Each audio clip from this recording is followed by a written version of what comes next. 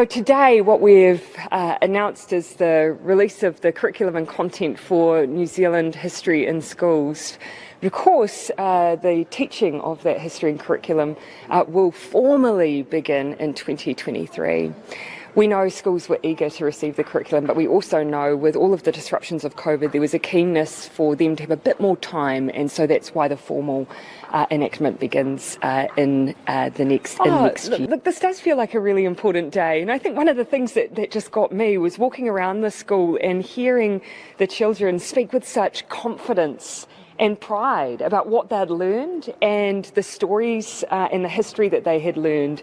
And it was just incredible to see the passion that they had for it. So yeah, it did move me.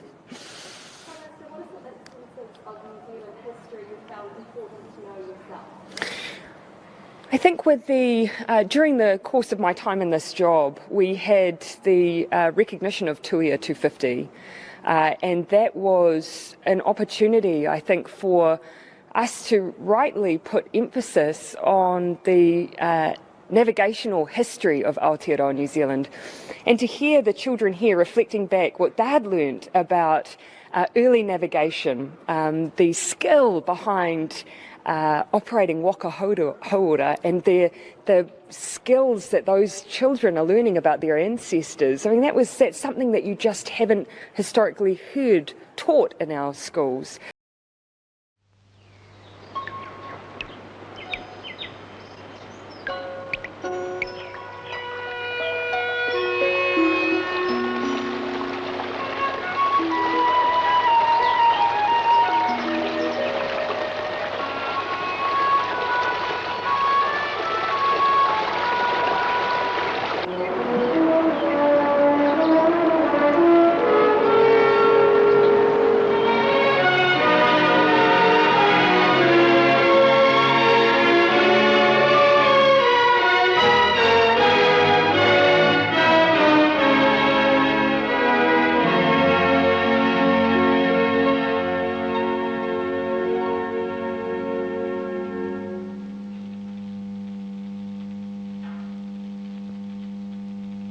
From the start, man's always tried to do better for himself, to take what he finds in nature and turn it to his own advantage.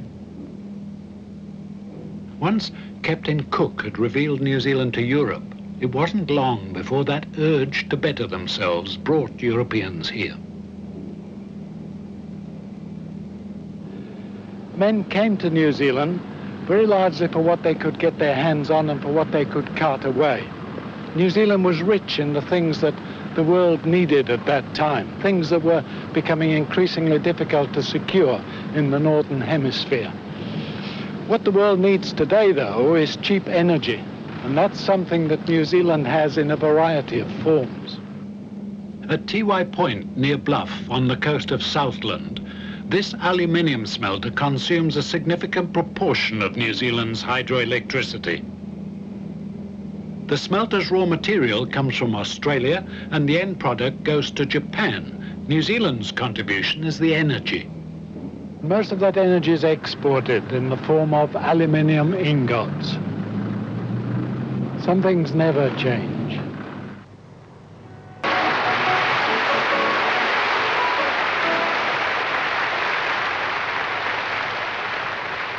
The Sydney Opera House is hardly more than a schooner's length from the spot in Sydney Cove where the first New Zealand VIP to visit Australia stepped ashore.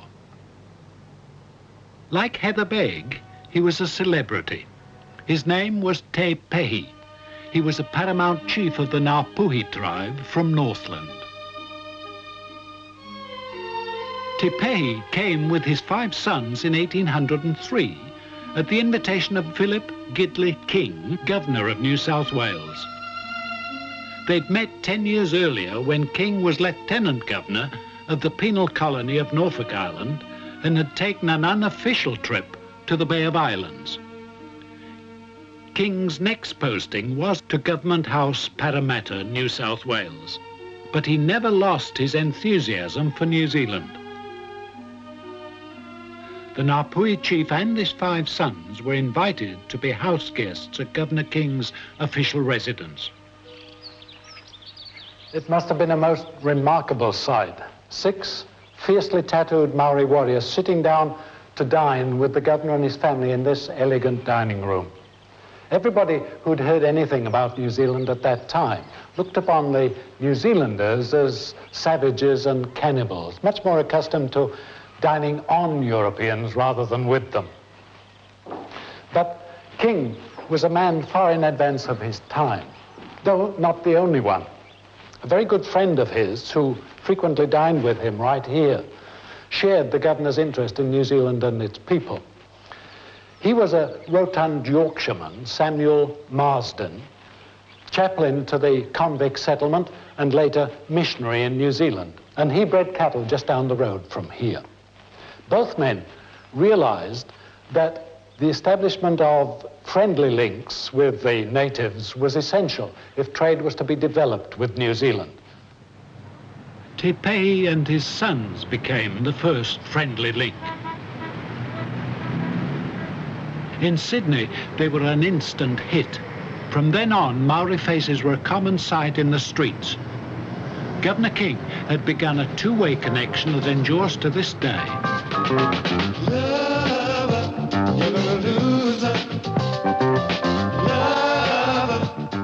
It's not difficult to imagine Te Pahi and his sons doing a haka beside the wharf in Sydney Cove. His descendants do their thing at a beachside disco in Bondi. She belongs to another man. Watch out, watch out. You know she done the better foolish thing. Slow down, brother. Spinning out again. Their tribes also now Pahi.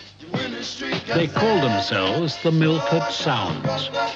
Spinning out again. You're just a mother. You winning streak has landed. Slow down, brother. Nothing would have prevented the ultimate opening up of New Zealand, of course, but there's no doubt that King's interest in the country made it earlier, and his success in winning the trust of the Maoris made it easier. Thanks to him, then, the men who sailed from this little bay to New Zealand had a better idea of the people they'd meet there, even if they'd very little idea of the physical conditions they were to encounter. Our understanding of our history was being revised, and as the historian Michael Belgrave notes, Ranginui helped develop, quote, a grand indigenous narrative that not only told a very different story of cultural survival of Māori, but indicated what was required to restore justice as he and others saw it. Of course, this task was not left to Ranginui alone, and Ka Whawhai Tanumata was preceded by a number of Pākehā historians and others who helped construct a very different history of colonialism. Honourable mention ought to be made of Dick Scott, Claudia Orange, Jock Phillips, Jamie Bellich, and Anne Salmond. But Ka Whawhai Tanumata, which was published in 1990, was the most important and influential colonial history by a Māori author. What is interesting is that his criticisms were couched in a language which was familiar to the middle classes who provided the management and leadership of our core institutions. We also, in the last couple of years, have had the opportunity to do special subjects. So in the year under review, it was suffrage, and New Zealand On Air put out an RFP, a request for proposals, to say who's got a good idea about 125 years of suffrage. And a number of programs were made on that theme. This year it's Turia 250, which is Captain Cook. And who knows what it will be next year. And it doesn't have to be every year, of course, but somebody suggested to me climate change. Yeah. Cook 250 is about Turia, I think. I think the word is Turia, but it might be Tuia. What is it? I don't know. Tuia? Tuia. What exactly does it mean? I'm sorry, I don't know. But I understand it. So what it started off being is a celebration of Captain Cook discovering New Zealand. Well, it didn't take 5 minutes for Maori to say that that was completely unacceptable as an idea, because firstly there was nothing to celebrate, and secondly he didn't discover it. So it was a pretty hopeless idea. So it morphed instead to, how do we think about these events of 250 years ago? which sounds is pretty good. Sounds pretty good. I don't know whether I noticed it. I don't know whether I noticed you haven't noticed it because it's not on your air yet. Yeah. Coming. That sounds like to me a worthy project. Yeah. Perhaps. I think it will be. I think it will be, and I think it's much improved for the debate that surrounded what it was to be called. The thing that was good about the suffrage one was that it was obviously female-led projects, and as I'm sure you all know, there's a lot of debate about the opportunity for women in this sector as there is in so many others. And I've got no doubt that 250 will have very diverse content makers who will not be all white people saying, yippee, Captain Cook came along. His was an original and powerful voice in critiquing the state, although of course not the only voice.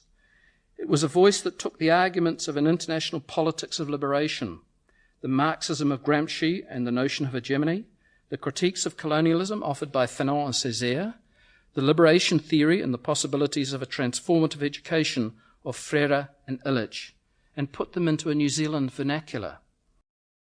We've got a very special introduction to Parliament today. I've got a special guest and we've got a special location. Do you want to tell us a bit about yourself and why you're here? I was proud of my Pākehā ancestors, notwithstanding the anguish I felt as a 4-year-old learning the implications of the word confiscation, painting my mother's foreshore and seabed protest signs. My overwhelming desire to be Maori at 4 years old, to not be responsible, felt remedied by understanding the activism of my ancestors. Monday changed a few things. I've always said that guilt and shame are lifeless emotions to bring to history, but on Monday, that was all I felt. Of course. Thank you, Mr. Speaker. Kia ora koutou, ko Leah Bell tōku ingoa no Waitomo hou. I am here today to be part of the very special occasion that is the unveiling of the New Zealand Wars plaque. It was unveiled this morning in a dawn ceremony, and it was a very moving ceremony that was the culmination of MP Gareth Hughes' idea to put the plaque up here, and also many years of work of petitioning by myself and other students from Aotearoa College, Waimarama Anderson, Rhiannon McGee, Zach Henry, and a huge support group as well. We began petitioning in 2014 to commemorate the New Zealand Wars as a statutory day, and that petition garnered 13,000 signatures. Almost all of the signatures were face-to-face, and we tabled that petition sponsored by the Honourable Nanaia Mahuta in 2015, and it went in front of a select committee in 2016, and the outcome of that was a National Commemoration Day on the 28th of October.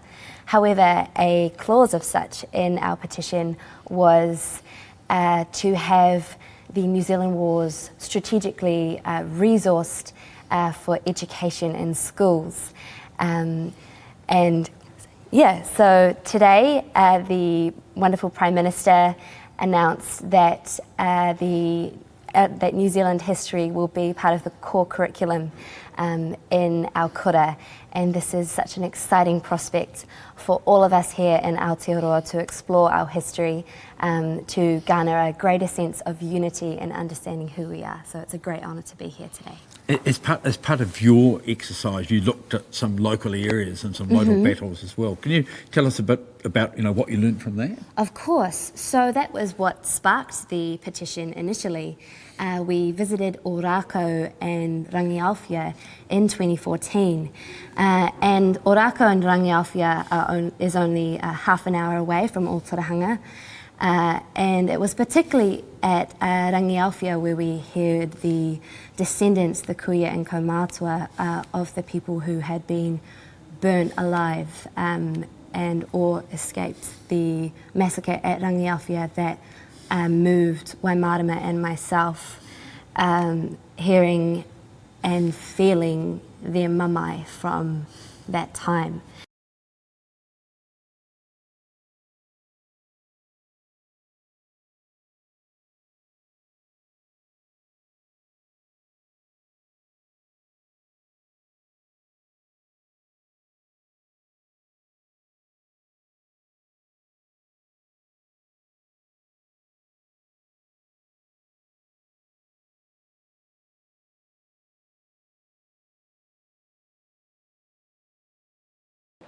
conversations around New Zealand history are uncomfortable at times and have divided us as a nation at times. Can you ensure the same division won't occur in the classroom? We've gone through a really long process to develop this curriculum. It's taken 3 years. And we took our time because, yes, some of these conversations did bring out the different views that people had about what parts of our history should there be emphasis on, what should be included. And I think by going through that process, we've landed in a place where people will feel like all those important elements of our history are reflected. For me, though, one of the most important things about New Zealand history in schools is it does give us a better understanding of one another through learning more, of course, about Māori, but the migrant history of Pacifica, our Asian communities across the board. It's all part of who we are, and it's all part of this curriculum. What's the process like now for teachers who call this talk next year? Is this going to add a significant amount of extra work for next year? There is professional development in support of this curriculum, and that's one of the things that we heard back, that our teachers wanted to be supported as they delivered this curriculum. So perhaps I can give Minister Tinetti a chance to talk about that.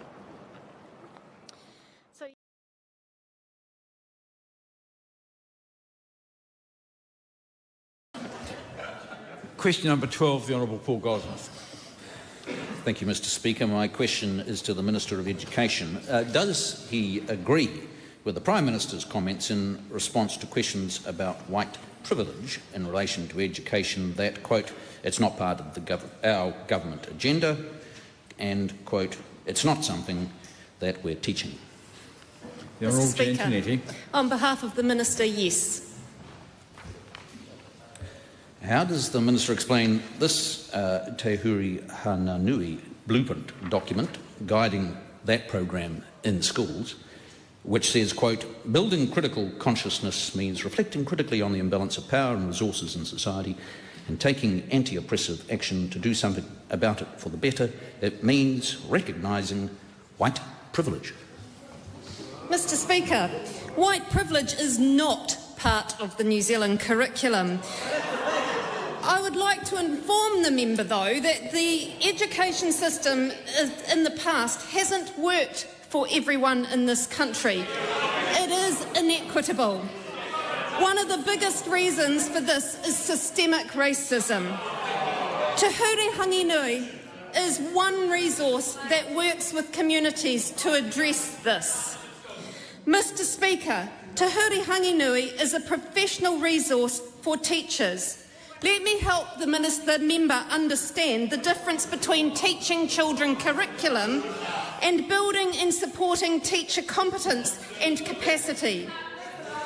Te Huri Hanginui is about critical thinking, understanding who teachers are, the impact of their behaviour on students and understanding others' worldview. Order. First of all, the response is getting too long. This is an area of discussion which a couple of weeks ago led us to some problems. If teaching white privilege isn't part of this government's agenda, why are teachers going to Ministry of Education Accord teacher-only days where they are invited to, quote, take a minute to list your own privileges? This might include things like white privilege, which we've been talking about a lot recently. Mr. Speaker, teachers are required to teach New Zealand's curriculum to our children. White privilege is not part of that. However, injustice, inequality and privilege are themes that are explored in some teaching resources to build cultural competency amongst our teaching workforce. Mr. Speaker, not talking about these concepts does Pākehā a disservice, and Māori children will continue to grow up thinking their position at the bottom of the heap is their fault rather than the systems that keep them there. Aren't we far more likely to successfully address inequities, privileged or otherwise, by dealing with the truancy crisis in our schools than by transposing American culture wars into our classrooms? Mr. Speaker, on behalf of the Minister, that member needs to understand some of the underlying causes that are causing truancy. David Seymour. Can the Minister please help the New Zealand public and parents understand how Te Hura Hanganui is a resource for teachers about white privilege. It's a resource provided to teachers, and yet teachers are not teaching about white privilege. How does the Minister reconcile those facts? Mr Speaker, Te Hura Hanganui is a professional development program for educators. It was co-designed to address bias, strengthen equity and accelerate educational achievement and well-being of Māori.